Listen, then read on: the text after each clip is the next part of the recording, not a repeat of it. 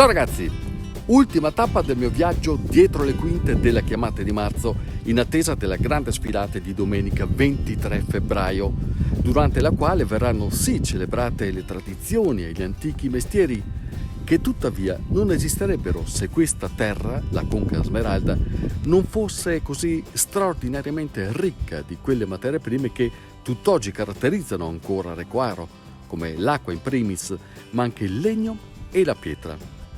L'uomo nel corso dei secoli ha saputo far tesoro, ha saputo attingere a queste fonti per sviluppare tutte quelle attività che poi hanno consentito di effettuare il passaggio dalla mera sopravvivenza allo sviluppo finanche al benessere. È enorme quest'albero. Eh sì, è un castagno secolare della nostra zona. Ma un tempo c'erano tanti? Beh, un tempo questa area all'inizio quando sono arrivati i cimbri era praticamente disabitata o comunque c'era solo qualche nucleo familiare. Quando sono arrivati i cimbri l'area è stata ripopolata e di fatto resa cultura. E quindi sono sparite queste piante? Sì, beh, ci sono ancora dei castagni così grossi perché comunque la castagna era uno dei principali cibi che servivano per alimentare i nostri nonni. Ma il vostro carro però rappresenta la tradizione boscaiola, no? Esatto, la tradizione boscaiola è come si tiravano fuori gli alberi di grosse dimensioni dai boschi e c'erano circa 60 persone che lavoravano a fare questo tipo di lavoro e con il nace, che è questa grossa slitta che vediamo sotto, veniva caricato questo nace con un tronco molto grosso e veniva trainato da queste persone e tirato in contrada. Spesso c'era un forte spirito di aggregazione, di comunità, le persone si aiutavano e quindi se una famiglia aveva un albero così grosso tutta la comunità partecipava a dare una mano per tirarlo fuori dal bosco.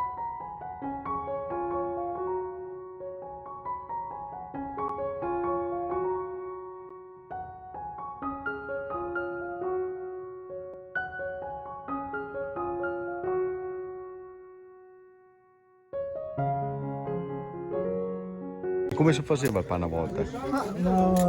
Col forno a legna si accendeva il forno, dopo quando era caldo si tirava fuori tutto quanto il fuoco, si lo puliva, si metteva dentro il pane, si lo chiudeva bene e si lasciava un'ora, 40 minuti, un'ora a seconda del tipo. O pan biscotto? Pan.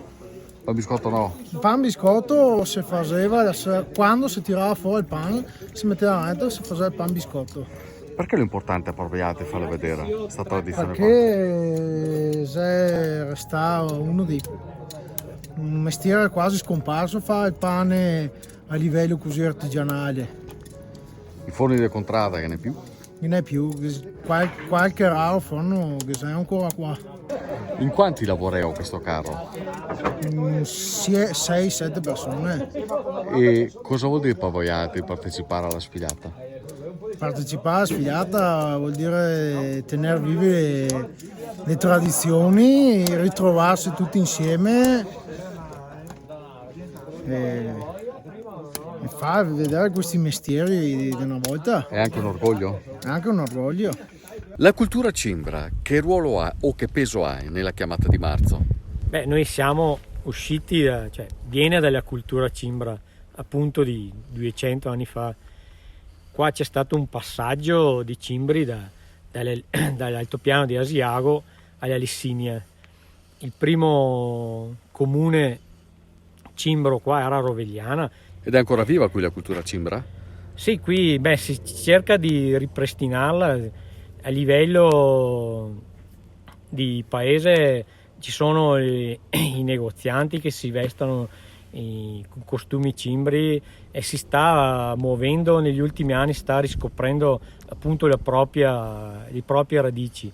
A livello di chiamata appunto i costumi, le camicie riprendono i vestiti cimbri di una volta appunto. Ma anche diversi mestieri, no? Sì, anche appunto hai tutti i toponimi, i vestiti, cioè i mestieri e poi ogni anno, ogni volta che facciamo la chiamata chiamiamo le altre culture cimbre della Lessinia, del Trentino.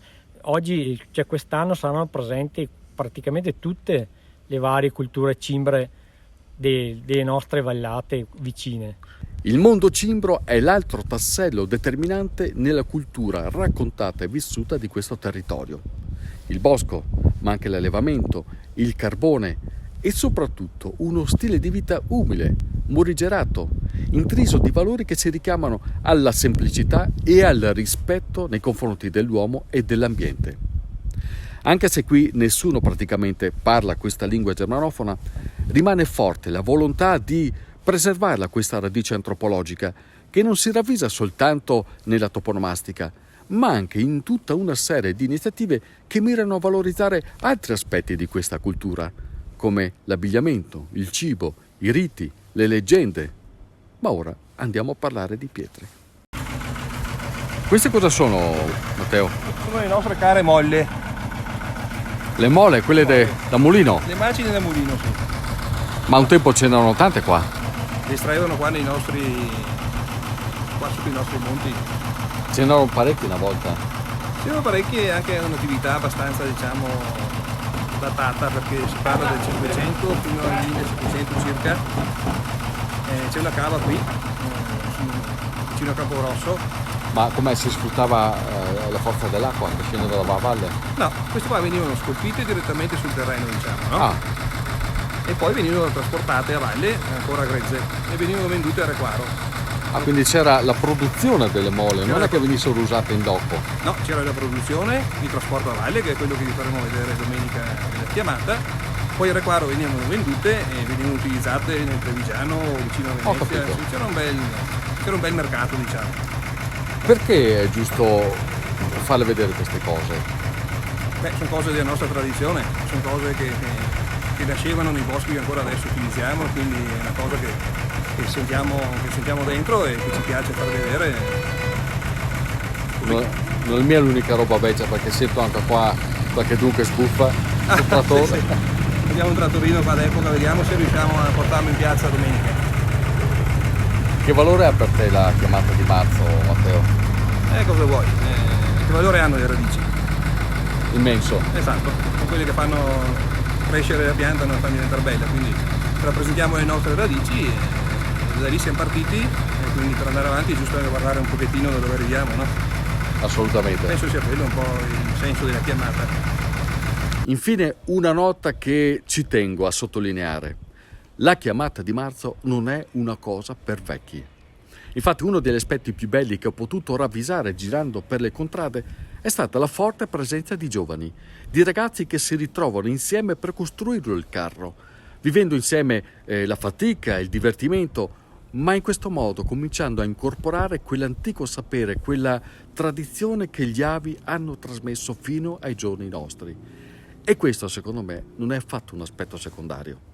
In quanti siete a lavorare al carro? Siamo una 25 persone. Vedo anche un'età abbastanza bassa. Se siamo al carro con la media più giovane, diciamo. L'arte dello spiedo, chi è l'artista qua? C'è lo spiedista?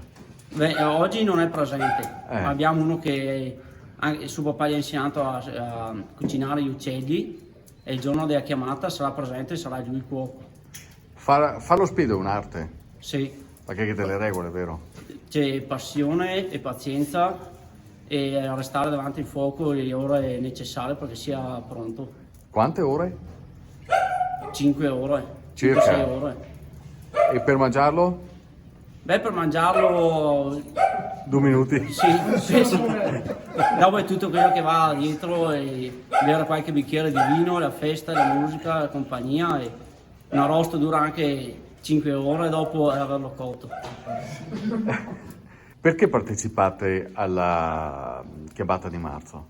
Perché sono anni che la chiamata di marzo viene fatta a Requaro e mi sembra giusto di continuare con questa tradizione per anni a venire. Se no non potete sentire quarese. Esatto, fiero requarese. Non è facile trasmetterli questi valori nell'era del digitale, di internet, di Facebook e quant'altro. Sì, non è facile perché i giovani sono molto più propensi su internet, Facebook, così, però La chiamata di marzo la vivono, la sentono e quindi entrano assieme con i loro parenti, amici più anziani a far parte dei gruppi e poi trasmettono, gli piace, la vivono proprio, la sentono come loro e dunque fanno parte della chiamata. E allora ci siamo ragazzi, è tutto pronto per la grande sfilata di domenica. Ci sarete? Mi raccomando, date una letta al programma, collegatevi al sito delle chiamate di marzo e seguite scrupolosamente le raccomandazioni e le indicazioni degli organizzatori. Saremo in tanti, ma saremo tutti qui per divertirci. Oh, io vi aspetto, non vedo l'ora di immortalare le vostre facce. Ciao ragazzi, ci vediamo alla chiamata di marzo.